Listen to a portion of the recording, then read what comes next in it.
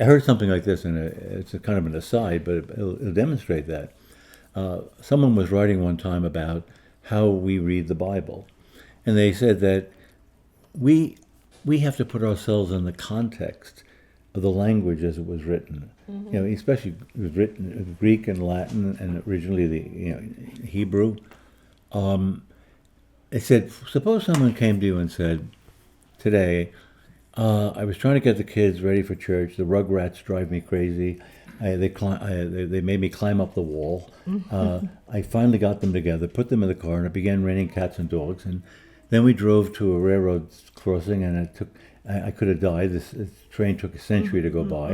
And we got to church, and we walked in. The priest talked about people coming late, and I could have died.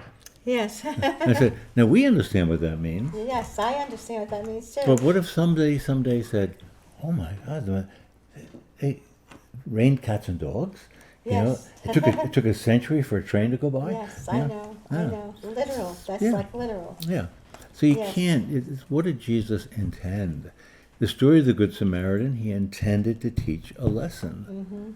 It's one of The my details of the favorites, too. story are not as important as the lesson that he was teaching. Yes, that's one of my favorites, right, Eddie? I always do the Good Samaritan. I love it, and I also do the Prodigal Son. Mm-hmm. And the Prodigal Son, I believe, is us Yeah. going back to God Right. when we haven't been there in such a long time. Well, I believe Father Henri Nouwen wrote a book called The Return of the Prodigal Son. And it was based on a painting that Rembrandt did of the prodigal son. And in his reflections, I think he made us all think, he said, we are all three. Mm-hmm. We are the prodigal son because we run away from God. Mm-hmm. We're the older son because we think that if we who have been faithful to God deserve to be loved more because of that. And we are the father because sometimes we have to deal with the prodigal sons in our lives and the older sons in our lives. Yeah. So that, in a sense, we're all three. I never looked at it that way. I never looked at it that way. It's really a very good way of looking at it. You know, I like that. So, so the other thing that we would like to get into is the Shroud of Turin. Some have said that it's not true. Some said, oh, it is true. First of all, where is it? Is it here or is it in Italy? It's in Italy, it's in Turin. But that's why they call it the Shroud of Turin, because that's where it's enshrined. That's where it is. Yeah, and the interesting thing is that, what did Jesus say to Thomas? You believe because you've seen. Far better are those who do not see but believe. And it's not the fact that the Shroud of Turin is a proof for our faith. It's a sign to us that perhaps strengthens our faith. You know, interestingly enough, they've been doing, now, especially with all the sophisticated testing that goes on from DNA to blood types, the Shroud of Turin has passed every one of those tests. You know, it was found in Europe, that's where the devotion began, but the spores on the cloth were from Israel. It was dated back to that time. It was definitely a man who had been executed because there were the nail marks. An interesting thing is that the Air Force Academy got involved in studying the shroud. And many times, early on, people said, oh, the image is painted on the cloth. And they showed that, no, it was what put that image on the cloth was akin to an atomic blast. Okay. And that the figure is three-dimensional. So obviously it was over the body of someone. In the blood type on the shroud, interesting enough, for Catholics who have followed the idea of Eucharistic miracles, it matches the blood type of every Eucharistic miracle.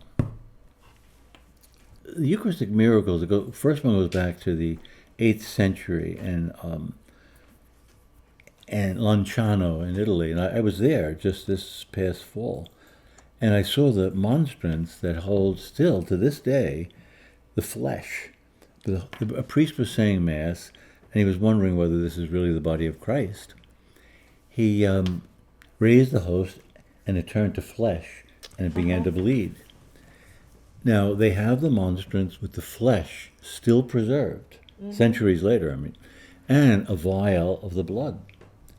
And the testing of the blood was the blood type was the same. It appeared in every Eucharistic miracle and the shroud. And the flesh is heart muscle. And so it's like, again, these things don't prove what we believe, but they perhaps show us that it's reasonable to believe. And I think that's where sometimes people confuse the means with the end. The end is to believe. Yes. The means is, if there's things that support our belief, then they're helpful. Yeah. I'll tell another thing. You talked about Mary. It's interesting. In Guadalupe, Our Lady of Guadalupe, that took place in the 16th century. The cloth on which she imprinted her image is a cloth that's very coarse. It would last 20 years. Mm-hmm. It's been for almost 5 centuries since. And her image, some people say, was painted on there. No, what happened when Juan Diego said at the apparition of Our Lady, the bishop doesn't believe me. He said he wants a sign. And Our Lady said, it was December, and she said, there are roses. Take the roses and fold them in your mantle. Mm-hmm. And so when he went before the bishop and opened his mantle and the roses fell on the floor, her image was imprinted on the mantle. Mm-hmm. That's some miracle. It is, but even more amazing was they have checked 2 things. People say it's painted on there. It isn't, because if you analyze with all the scientific evidence we have now, it's almost as if the image is above the cloth. So it's like 3D, something like that. Maybe in a sense, yeah, but the most amazing thing is that when they were able to study the eyes of the Blessed Mother and got real close up, you see Juan Diego, the bishop, and another woman who was there when he opened his cloak and put the flowers Wow, that's right now. beautiful. I never knew all that. I knew of the apparition. And again, does that make us believe at the apparition? No, but it helps to, in a sense, support the belief. Mm-hmm. Now, I remember that our dear friend Daisy always used to talk about Our Lady of... I can't remember where she was talking. Oh, it was an apparition it took in Spain. Yeah. Yes, but Father Joe, Eddie's uncle, said, I was there when he said, that's not sanctioned by the church. No, it isn't. Did she ever appear there, wherever they said? Well, then there have been many sightings of Mary. Even Medjugorje. That's the one, Our Lady of Medjugorje. Yeah, and the church is beginning to say now that something is happening there that deserves attention. So now, how do they know that they have to bring attention to it?